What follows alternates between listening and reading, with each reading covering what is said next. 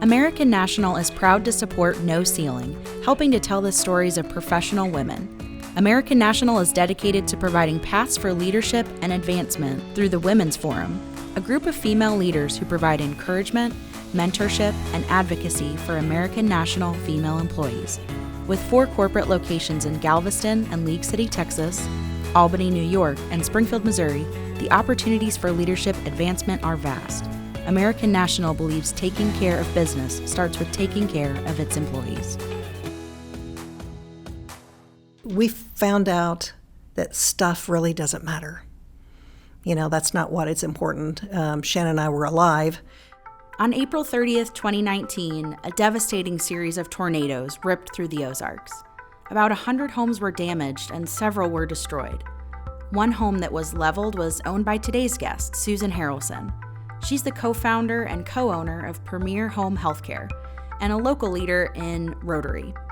Her and her husband survived the EF2 tornado, and in the days and weeks that followed, Susan says her friends from Rotary, the community, and her neighbors helped put her life back together. In 2020, Susan faced yet another storm when COVID-19 hit, but this time the impact was to her business. The home healthcare agency's revenue was cut in half, but over the past 6 months, she's worked to build it back up. We'll also talk about her decade-long career in broadcast journalism and how that helped lay the foundation for her work as a spokesperson for Rotary and its mission to eradicate polio.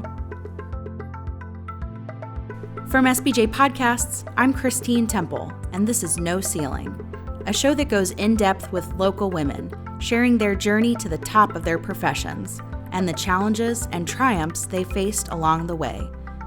They're rewriting the script on success, and there's no ceiling.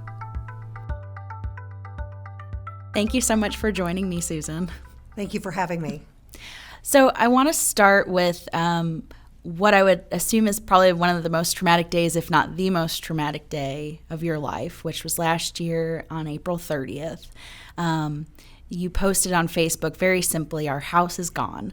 So a tornado had ravaged the Ozarks, and the home you were in was completely destroyed. Mm-hmm. The part that you were in, the mother-in-law quarters, which was attached to the home, was the only part that was standing. And, we all saw it on the nightly news. The nation saw your home, really.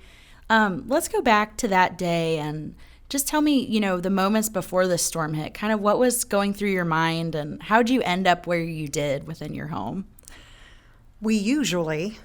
when we're not extremely, afraid that there's going to be a tornado coming, we usually go to the middle room because it's the only room without windows. So that's what you're told to do, and that was the laundry room.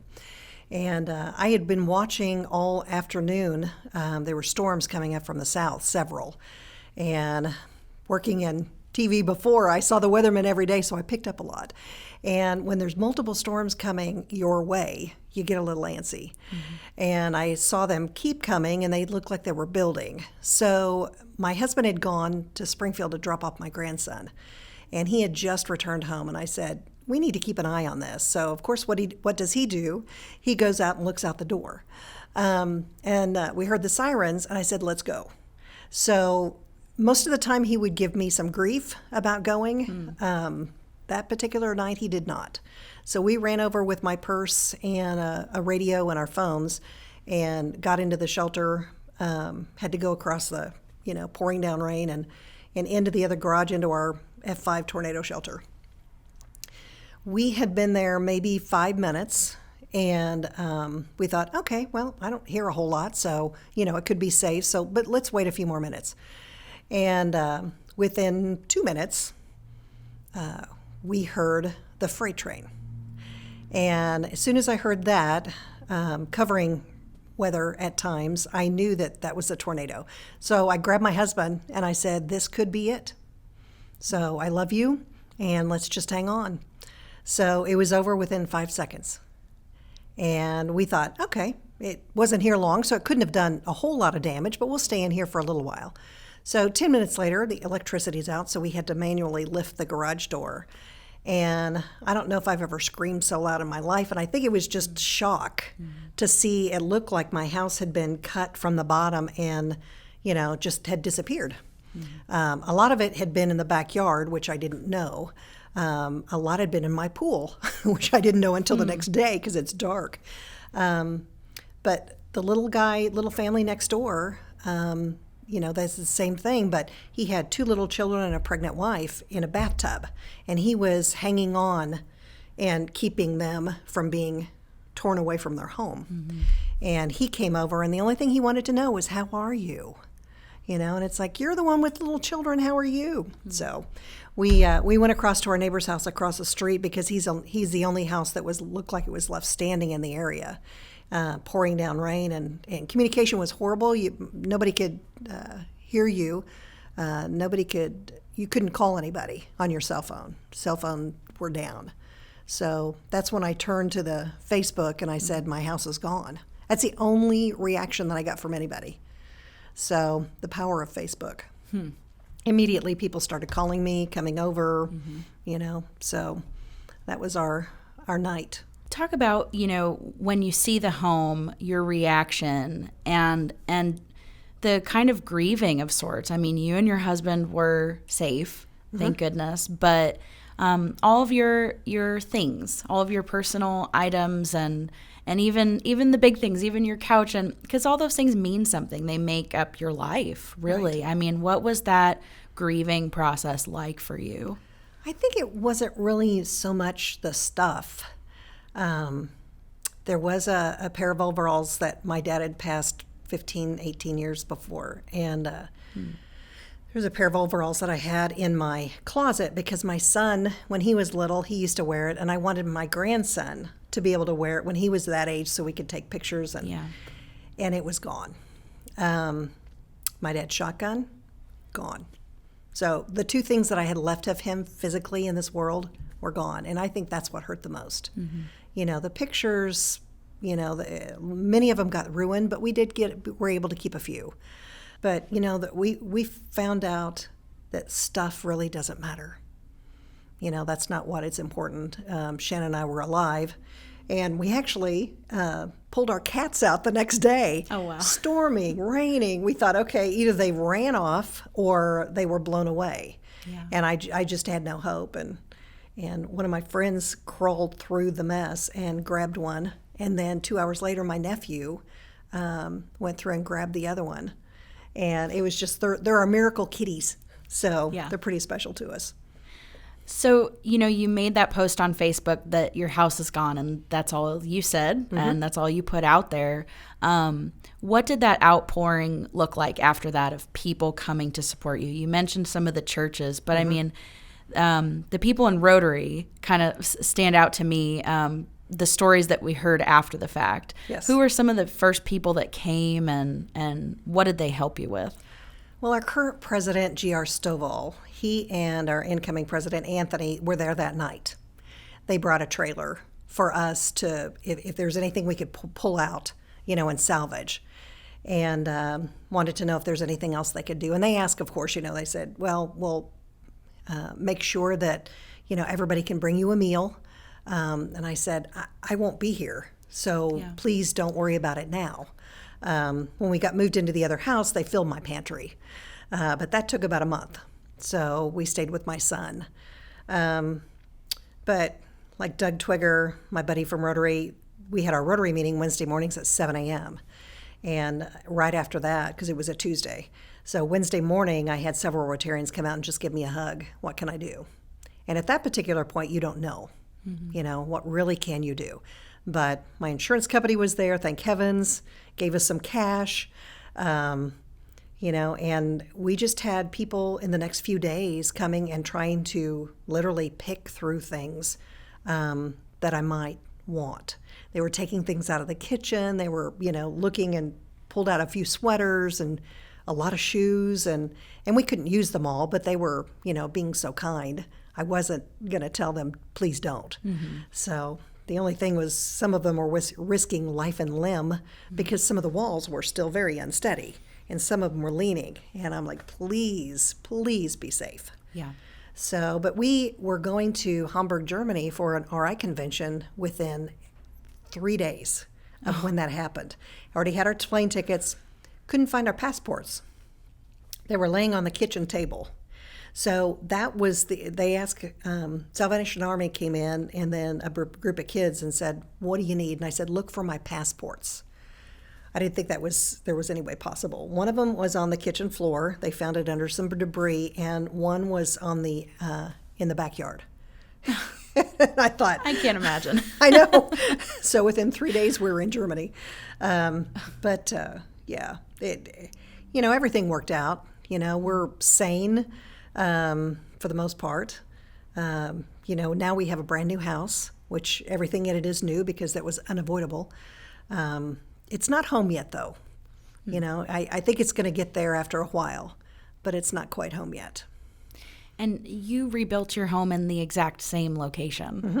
So, what was that process like of trying to determine whether to rebuild there or somewhere else? Because I imagine that, you wondered, do I want to be here? That was stressful. The first month we told ourselves we did not. Did not, yeah. Yes, yeah. because we didn't want the memories. Yeah. Something right in front of our face. We looked at several homes, and there was really nothing available at the time. And I think that's why we just decided, okay, it's a great neighborhood. We had friends that had helped us with a lot of things around that needed to be done. And one guy was even picking through our treasures, actually, several times. And my neighbor cornered him and called the sheriff's department, and they had him arrested. So my husband and I just, talked and discussed and said, that's a great neighborhood. These people watch out for you. They didn't know us very well because they're like 2 or 3 houses down, and we're all on pretty large lots. But we thought this is where we need to be.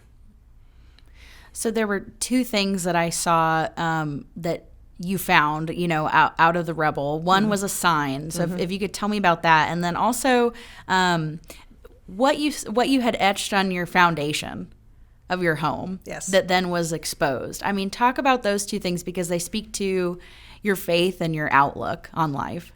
Well, we just had something in our living room, and I just loved it. When you walked in, you could see it from the foyer, and it says, God doesn't promise, that you're never going to have difficulties. God doesn't promise you're not going to have rain or, but he does promise that he's going to take care of you.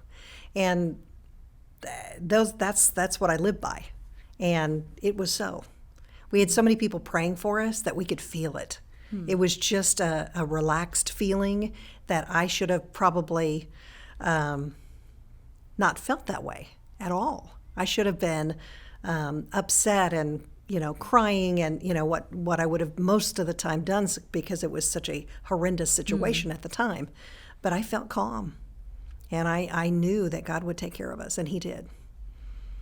And when you built the home, you had etched something into the foundation. So, Bible verse. Yeah. I guess then that's really, has that been the foundation of your life? Yes. Faith? Jesus is our rock and our foundation. And actually what we did, we have some posts in the back. And we got our, kind of collected our favorite Bible verses and just wrote on some of those pillars before they bricked them. Wrote on them, and we probably have about 25 Bible verses back there, my husband and I. He took his favorite, and I took my favorite. And the pool guys were looking at me and saying, what are you doing? And I said, I'm writing my favorite Bible verses on this house, because, the one helped us, I think before. And I said, if we've got 25, how much better that could be. But he thought that was pretty cool. Yeah, for sure. So, you mentioned how you're going on a Rotary International trip 3 days later because, yes, of course, in April of 2019, you were nearing the end of your 1-year term as district governor with Rotary. Tell me about how you got involved in Rotary to begin with, and because, those people then showed up for you in a very unexpected way. Much later, from when you joined. But let's just go back to the beginning of why you wanted to get involved in that organization. Sure. I had been building, I have a home health care company, and I had at that time for almost 20 years. And I traveled a lot because we had 12 offices around the state of Missouri. And so I had to do a lot of traveling, a lot of marketing, a lot of, just working. And at that particular point, we had hired a director of operations that just took care of things. And it just took a load off of me. So I thought, okay, I have been blessed. How in the world can I give back to this community, of which I just love, but I've not seen much lately of. So one of my friends had been in Leadership Springfield. So I applied, and I think I'm class 24. And there were about 30 other people in there that I got to know over the next 9 months while I was learning more and more and more about Springfield. And there were 2 in particular toward the end of our tenure. And I asked them, I said, what are you involved in? How can I get involved in this community to make a difference? And it turned out both of them were members of Springfield Sunrise Rotary. So I thought, okay, if this is what they love, then I'm going to check it out. So I went to the first meeting, and I've been there ever since. It's been 11 years. So that's how I got involved in Rotary. How I stayed in Rotary is during the Joplin tornado. We were in New Orleans at an RI convention, Rotary International Convention, and we had just gotten into New Orleans, turned on the TV, and I actually saw a weatherman crying. I think it was Jim Cantori. And I thought, I've never seen this before. This is horrible. And of course, we ended up losing about 170 people. But all those Rotarians, there were probably a dozen of us in New Orleans that had just gotten there. And instead of going out and playing golf and not worrying about it, they called all of us together. We had a meeting. Who do you know? Who can we call? Who do we contact? Who knows Hal Donaldson with Convoy of Hope? Who knows, and we worked on that all afternoon. And did we make a difference? I don't know. But that's what Rotarians do. And that's when I thought, I want to do this the rest of my life. We don't have to be at the scene. We can help people all over the world, for some of the things that, that they need. And so that impacted me. And plus, Bill Gates told us that he and Melinda Gates with their foundation was going to be matching our dollars that we were raising to help end polio in the world. And that just changed my really trajectory on life. I always thought I wanted to be in politics, and had the opportunity. And I just decided, I want to be in Rotary. I want to help the world. So I know a lot of politicians say that it's very hard to make a difference, very hard to turn things around. So I didn't want to be beating my head against the wall. I wanted to be doing good for others. Was that opportunity in politics through your connection with Lynn Morris? Yes. I was his treasurer. Okay. He had been trying to talk me into it for quite a while. He thought they needed a woman, and now they do. So, as a full disclosure, as a member of Rotaract, when you go to the first Rotary meeting, it feels a little like, is this a cult that I'm involved in? When you're chanting the 4-way test, right. and everyone knows exactly what's going on. And then you think it's another networking. It's another way to climb on top of each other and meet the right people. But that service aspect comes out pretty quickly and is kind of a differentiator, I think, within Rotary. For service, for you, so you wanted to find a way to give back to the community, but was that a value that you'd always had in life, or is that one that you had learned later on? I had learned later on. My parents had raised money for the Red Cross and different things as I was growing up, and had me go to door to door to collect money at that particular time, but I had never really had it within me, to say, I need to be doing something for others. I think it's when I got back to Springfield and home and just said, I need to give back. I need to start giving back. And then, of course, Leadership Springfield helped with that opportunity as well. And I learned a lot from a lot of people who had been giving all their life. So that's when it changed me, is I think Leadership Springfield and then into Rotary. So then, you didn't want to just be a member. You kind of got ascended to now this top leadership position for the region. How did that come about that you became district governor? And was that something you sought after? No. Okay. No. and a lot of people don't. You had to be convinced? Yes. For whatever reason, somebody thought that they saw leadership qualities within me. And when you see that and somebody is able to speak, I think in front of crowds, I think that's what they're looking for. And plus you want people of character. You don't want the people that are going up there spewing, nonsense. And I love to teach. I think if more people knew about Rotary, then I don't know why anybody wouldn't want to join us.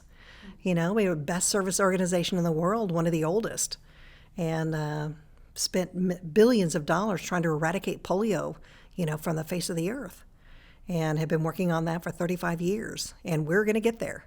Nigeria just now has been declared polio-free, so now all of Africa is polio-free. So all we have is Afghanistan and Pakistan. Okay. So.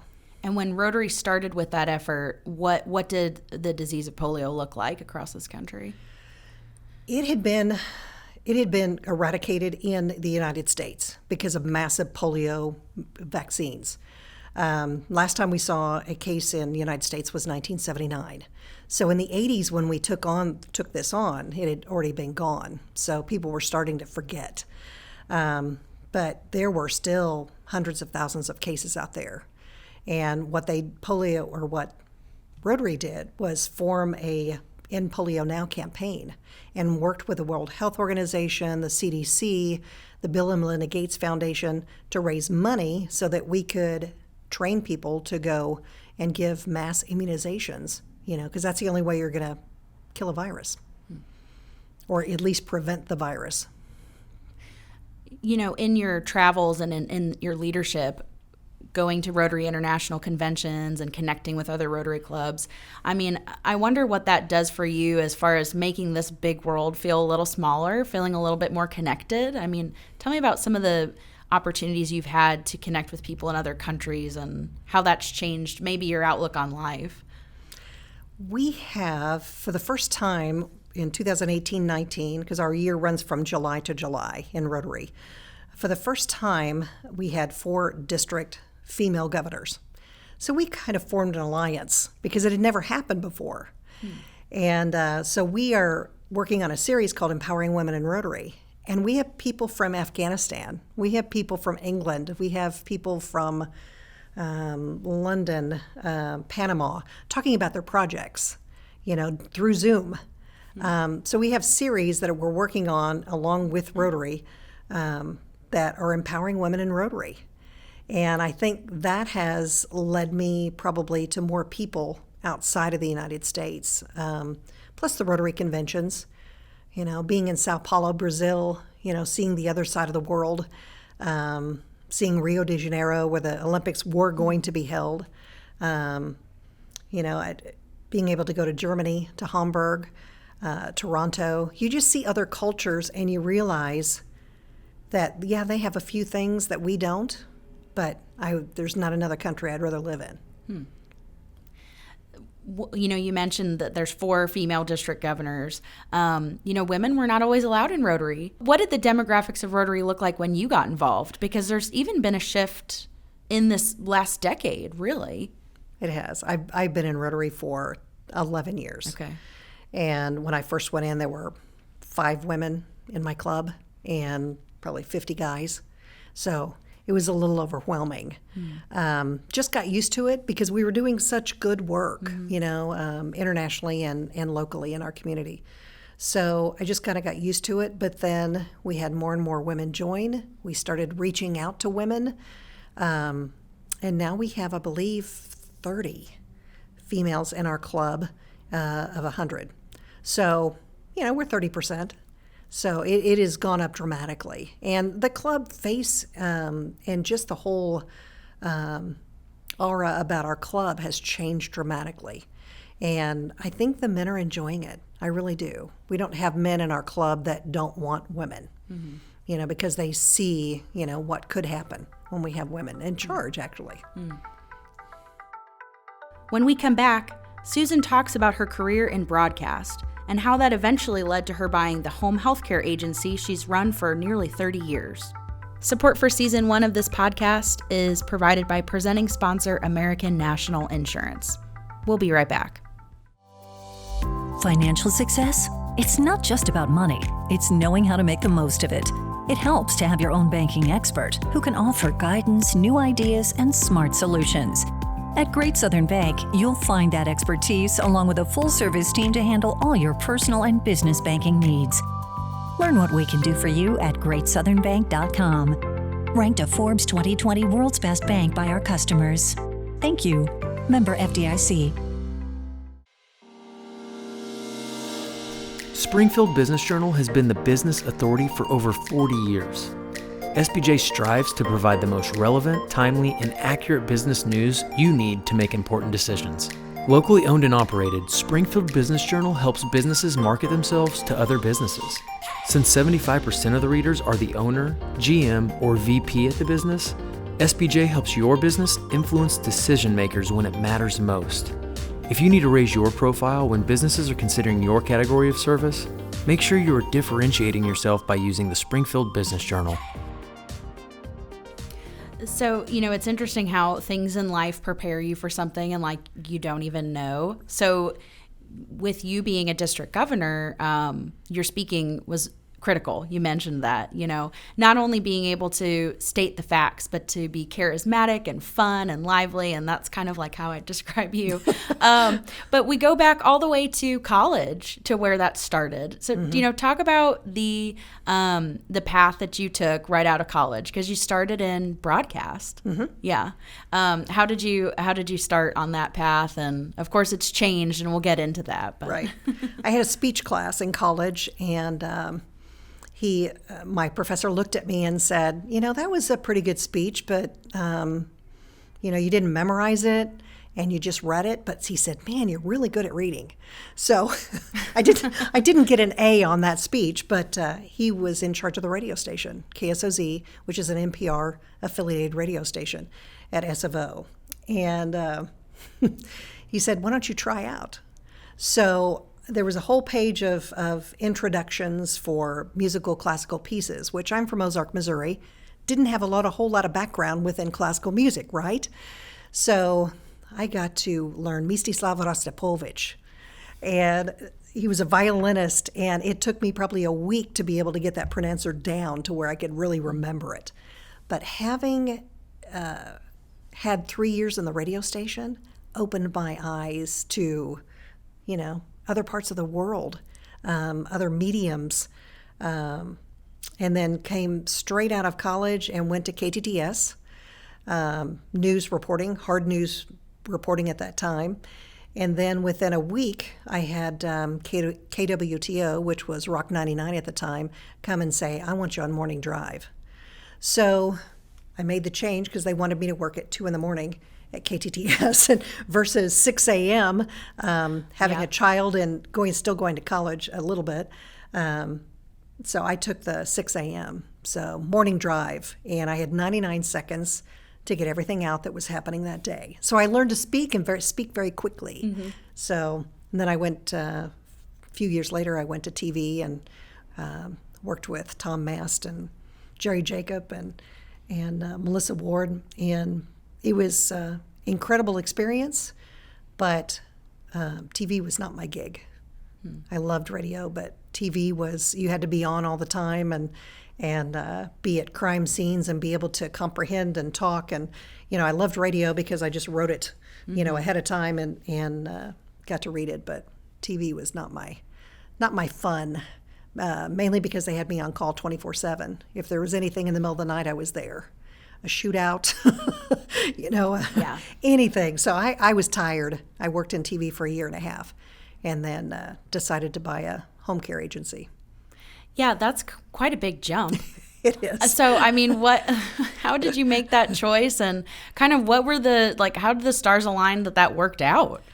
Well, my business partner worked at Zenith and in management, and they wanted him to go to Mexico and did not want to move to Mexico. So looked in the paper, found a blue sky opportunity, and checked it out and looked at the, financials and everything, and we thought, we can do this. I'm a marketer and he's a business guru. So all we did was hire the nurses and doctors, and that's all we needed. So it worked out very well. Why did you want to start your own business versus just, trying for a different career? What was it about business ownership that really appealed to you? Well, I wanted to be in charge of my own destiny. I don't think any of us have ever had bosses that we have all loved. And some are more difficult than others. And I wanted to be in charge. I know I was a nice person, and I thought I'd be a great boss. So I think so. Maybe somebody else doesn't, but and I just wanted to be able to work as hard as I could and see where I could take it. And sometimes if you're working for someone else, you may be working as hard as you can for a year and get nowhere. Here we saw monetary gain, and very quickly. So, and what year was that? That was 1992. Okay. So how has the home health industry changed since 1992? Dramatically. Yeah. Okay. In the 90s, it was great. It was great for a small business owner. And then what happened was the hospitals had their own bought their own home care agencies, so we kind of got left out. So now it was all word of mouth, private pay. Nothing came from the hospitals because they gave them to their own people. So that was a little difficult. But we have, we had an office in Des Moines, Iowa for several years, and we staffed major hospitals with nurses and aides. And so we've done a little bit of everything, and we still staff nursing homes and some hospitals in Missouri. So it's changed dramatically. It changed from, all I had to do was go and talk to a social worker at the hospital and say, I've got this great companion that can live in or can help someone, for as many hours a day as they'd like, to stay in their own home, to they won't talk to you anymore. So. How did that shift your marketing and advertising efforts? Because you said that was kind of like your side of it that you were going to be really great at. So. I had to get a little more.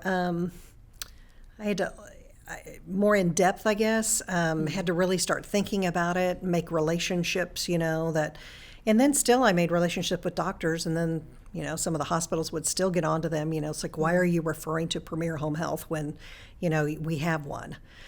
So it's been a little difficult, kind of beating your head against the wall. But there are things that we've found that we can do very well that some of the larger people, agencies can't do. So we've kind of found our niches. Okay. So you thought you'd be a great boss. So were you a great boss? Fair, I'd say 50-50. The problem is you say that I am a person, I'm a passionate person. And whenever I have an employee that doesn't take care of my clients, I wasn't happy. But especially, if I thought that something else was going on, I wanted to make sure, and I always thought in my own mind and going to sleep well at night, that I had great employees and they were taking care of these people the way I'd want to be taken care of. And I'd always tell them, when you're going into a house, a home, pretend it's your grandma. And some of these people, my employees, and I'll admit it, they're not perfect, but some of them were rude. Some of them wouldn't do what was asked of them, and that upset me. I want people to be happy in their own homes. I wanted my employees happy by doing what they need to do. So it's been a little struggle here and there, but if I ever thought that my employees were going over the line, I would have a talk with them. So what's your outreach now with Premier Home Health? We are in I think over 100 counties in Missouri. We cover. So we still have 12 little offices in rural areas. Springfield's the largest market we're in. But I like rural because that's where the people need help. So, of course, we could talk about COVID-19 affecting every industry, but, I wonder about home health care because there's a fear of the employees of going into a home of someone that they don't know their story, their situation exactly, and then your clients. They don't know where the employee's been, where they are on the weekends. Exactly. So What was that challenge like for you? How did you guys successfully navigate it? Or maybe a little unsuccessfully at times? I don't know if a lot of people had a lot of success in the last few months. Our clients are coming back, but, we take care of special needs children with nurses. And, when the parents are home, because everybody was home, they didn't need us. So, and I understand they don't want somebody coming in, that could have been at another house. Those kids were compromised, so we needed to make sure that there were no germs coming in that, didn't absolutely have to. So, and the same with our clients. A lot of them are elderly and can't get out of their house, so you don't want to bring anything into them. So we made sure and gloved up and, had plenty of hand sanitizer on, make sure we had our masks on. And the only thing is the client doesn't have to wear a mask. So, yeah, it didn't work both ways. Okay. But our employees, so far, nothing. We had no cases. Yeah. So we're apparently doing something right. But, yeah, we've got almost all our clients back. Okay. So it's much better. What did that dip look like initially? 50%. Wow. And so, what did you have to make any changes based on that? Any furloughs, or did you lose employees through the process? We lost employees because the government was giving them money to stay home. And, who wouldn't want to make twice as much money staying at home than working? Well, so of course you still own Premier Home Health, but now you're looking into like a new, fun, exciting venture. I am. Tell me about what's next for you. I have started the process of opening a cafe, coffee shop, bakery with another couple, and they were missionaries in Amsterdam. And they had a bakery and a cafe in Amsterdam and a coffee shop. And so he's a barista, her husband, and has been trained by some of the best. So I'm excited to bring some of the best coffee to Missouri, to Springfield. And I know there's a lot of coffee shops. We have a lot of competition, but we're going to be different. We're going to have the best scones, the best baked items, because I believe in my business partner. We still haven't come up with a name, though. That is so hard. I think that's the first thing. Premier Home Health Care was easy because Premier means number one. Okay. And that's what I always considered my home health agency. But anyway, we're trying to come up with a name as we speak. Yeah. Well, and so with Premier, you kind of purchased a concept that had already existed, and then you made it your own and changed it. But the coffee shop, this is like from the ground up. It is. So what has that process been like? You mentioned the name's tough, but I imagine there's some fun in that too. There will be. There will be. We've got some exciting things that are coming, I believe. Some music at night. We're going to have I think the fun thing that nobody does that I know of in Springfield is we're going to have dessert nights where you can go anywhere you want to in Springfield and then come to our cafe at night and have some cheesecake and have some of the best desserts you'll ever have. And then we're going to offer wine and beer and some music. So I think that's been lacking in Springfield. So I think we're going to fill a niche there. And are you looking at a particular part of Springfield? Republic Road. Okay. Right. So I've already got the place. You do? When's it going to open? We're hoping November. Oh, okay. So you're going to deal with your biggest professional challenge in 2020, have just moved into your brand new home after a tornado, and open a new business within like a year and a half. Right. There's nothing that should stop you. Okay. And what is it? What do they say? If it doesn't kill you and makes you stronger, I think it has. I think I'm much stronger after this. Is that how you've always approached life? Yes. Yeah. Yes. Everybody's had their adversities. So I'll just wallow in my sorrow for a couple of days, and then I'm usually done. So. And did you learn that from someone? My dad. Okay. My dad. He was always laughing. He always thought that, we need to have fun in life because it might not last, another day, to love your family. And so, yeah, my son is an entrepreneur too. So I am blessed with my family. And my mom's still around, so it's great. Do you see those same qualities in your son? Yes. Yeah. Yes, I do. He will not stop.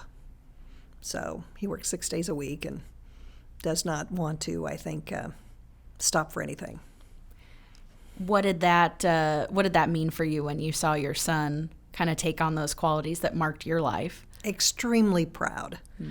Because growing up in high school and he had no idea what he wanted to do. He loved music, several other things, but to be able to open a barber shop, and I think he's been open 5 years now, and be successful at it. And it's a different kind of barber shop. So it's really, between him and his wife, Daisy, I'm extremely proud of both of them because they work very hard. Mm-hmm. So the tornado happened in April of last year. During my district governor year. During your district governor year. But then, so now a year plus later, you've moved into your new home. Mm-hmm. So you said it hasn't quite felt like home yet. But, what are some things that have meant a lot to you that you've been able to put up on the walls? I'm just kind of curious to get a peek inside.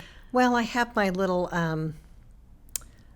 sign that we were talking about earlier on my front porch, because that's where it ended up in the tornado. It was in my living room. So I keep it out there just to remind myself every day when I go out and water the grass, that I am truly blessed. And God doesn't promise us everything, but He will deliver. He will deliver in the end and take care of us. But I have some pots, some beautiful vases, I guess you would call them, that I just adored. And like I said, they're things, so I was going to throw it away, and it's only got some things around the very top, that were crushed. So I have that in my living room. So I have little, have some really good positive energy pictures that I had that, have some water damage, and I put them on the wall anyway. So I've got several items in my house that just remind me, and I thought I would never want anything like that. But now it's just a memory of how lucky we are, how blessed we are, and all the friends that I have, that help pull some of that stuff out. So I'm very appreciative to that. Thank you so much for coming on the show, Susan. You're welcome. Thank you. It's been a blast. Thanks for listening. You can subscribe to No Ceiling from SBJ Podcasts wherever you find your podcasts, or watch videos from the interviews by visiting sbj.net/No Ceiling. This show is produced by Ad Smith Studio, with special thanks to Dustin Henderson and Joe Stearns. Photography and design by SBJ's Mackenzie Robinson. American National Insurance is the show's presenting sponsor, with support by Great Southern Bank. I'm Christine Temple, and this is No Ceiling.